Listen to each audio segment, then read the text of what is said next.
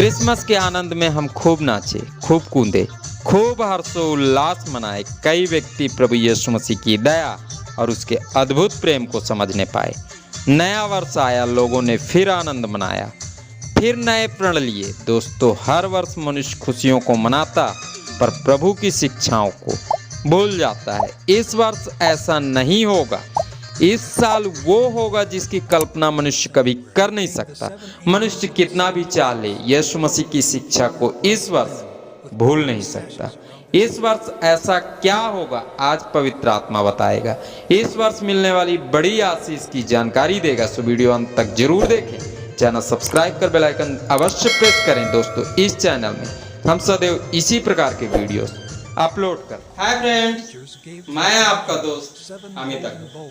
प्रभु यीशु मसीह के नाम में जय मसीह। दोस्तों, आज की इस वीडियो में पवित्र आत्मा प्रकाशित वाक्य की पुस्तक उसके 15 अध्याय से यह बताने वाला है कि क्रिसमस और नया वर्ष मनुष्य को बड़ी आशीष से प्रदान कर सकता है, पर मनुष्य इन पर्वों के प्रमुख उद्देश्यों को भुलाकर मिलने वाली बड़ी आशीषों को खो देता है।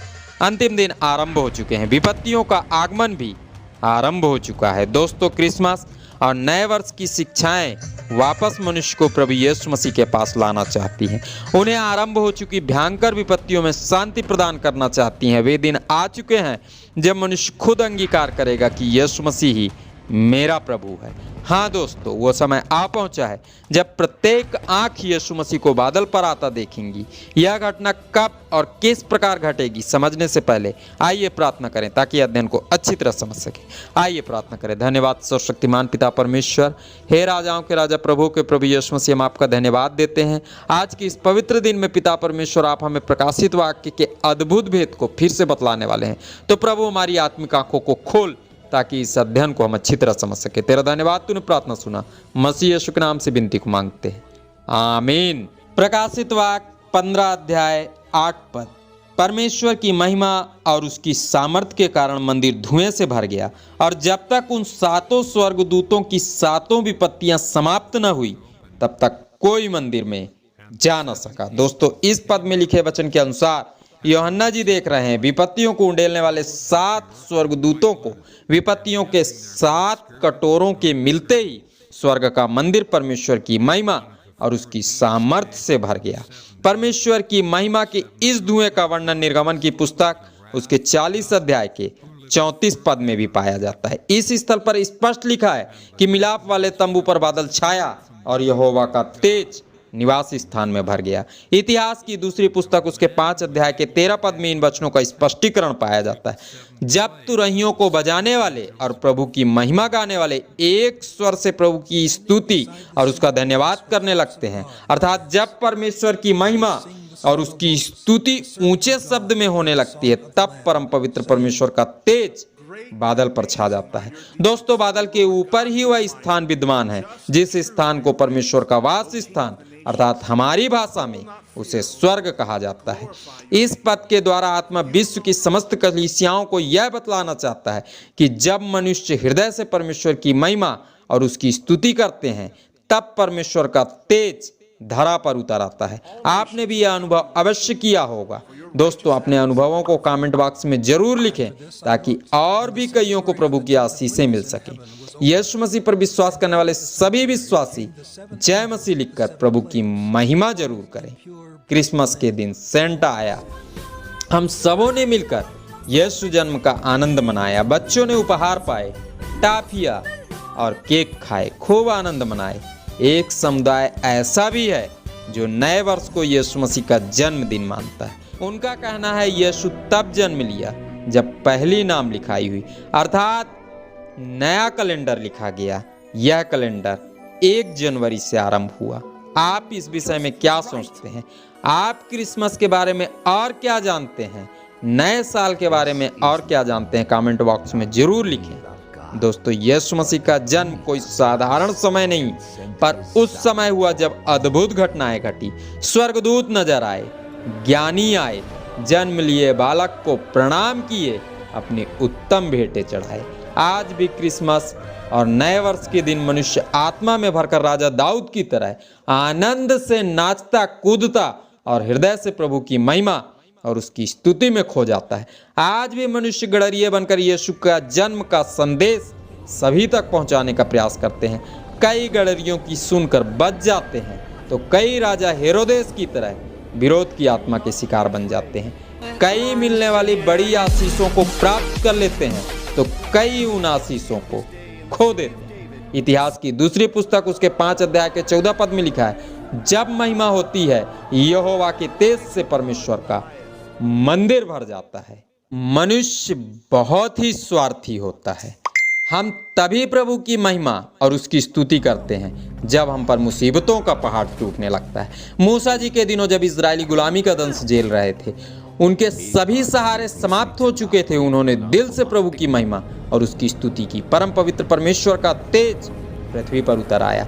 राजा सुलेमान के दिनों जब इजरायली बेगारी के बोझ से कराह रहे थे, उनके सभी सहारे मिट चुके थे, मंदिर के बनते ही उन्होंने हृदय से प्रभु को धन्यवाद दिया, प्रभु की महिमा और उसकी स्तुति गाई। धर्मशास्त्र बाइबल में लिखा है, यहोवा का तेज परमेश्वर के भवन में भर गया।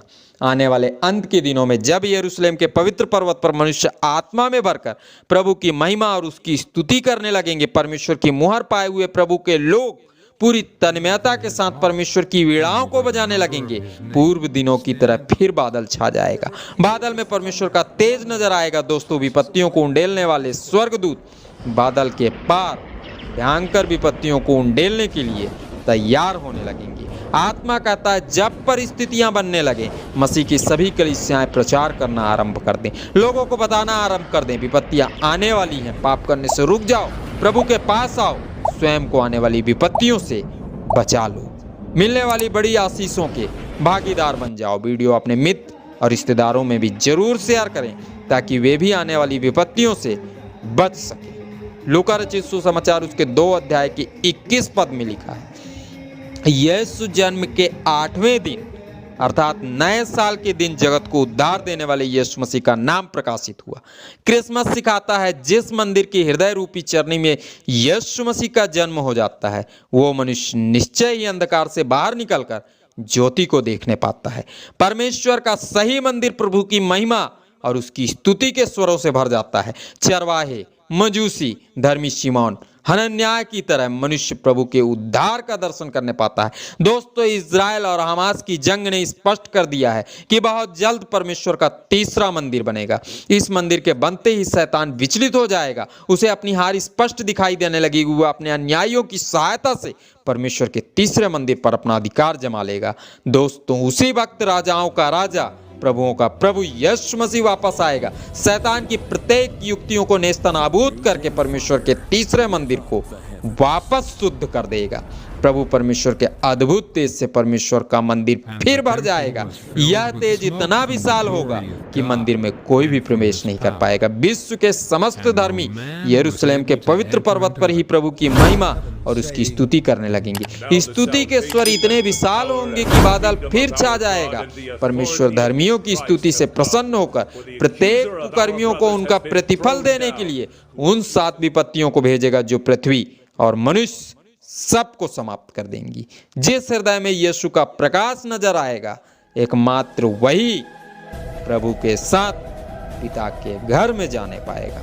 प्रकाशित वाक्य की पुस्तक के इस प्रकाशन में पवित्र आत्मा कहना चाहता है कि परमेश्वर का वचन क्रिसमस के दिन परम पवित्र परमेश्वर के मंदिर में प्रवेश कर चुका है। यीशु मानव बनकर पृथ्वी में जन्म ले चुका है। नए साल के दिन अपने पहचान को उजागर कर चुका है। परिस्थितियां तैयार हो रही हैं, भयंकर विपत्तियां पृथ्वी पर आने लगी हैं। अब मनुष्य कितना भी चाह ले, आने वाली भयंकर महामारियों, भयंकर मारकाट, असहनीय दर्द से स्वयं को नहीं बचा सकता। अब जिसके हृदय रूपी चरनी में मसीह का प्रकाश होगा, जो इस नए वर्ष यह प्रण ले लेगा कि यह देह जो परमेश्वर का मंदिर है, मुझे इसे प्रत्येक बेविचार, प्रत्येक गंदे कार्यों से दूर रखना है।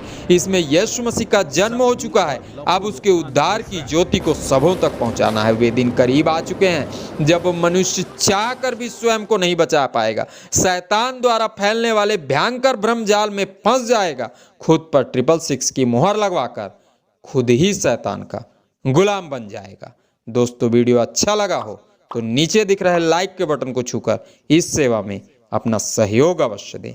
आरंभ हो चुका यह नया साल आपको प्रभु की बड़ी आशीषें दिलाएगा। बस आप स्वयं को मसीह के वचन से भरते रहें। यकीन कीजिए, जो प्रतिदिन प्रभु का वचन पढ़ेगा, धर्मियों की तरह वो भी अपनी इन्हीं आंखों से प्रभु का उद्धार को देखने पाएगा। सो आज के अध्ययन से मिले शिक्षा के पद को जरूर याद रखें, जो लूका रचित सुसमाचार उसके 2 अध्याय के 30 पद में लिखा है। तो आइए इस पद को धर्मशास्त्र बाइबल से पढ़िए। इस पद में प्रभु का दास सिमोन कहता है, मेरी आंखों ने तेरे उद्धार को देख लिया है। आप सबों ने इस अध्ययन को ध्यान से सुना। आप सबों को बहुत बहुत धन्यवाद। खुदावंद यीशु मसीह के नाम में आमीन।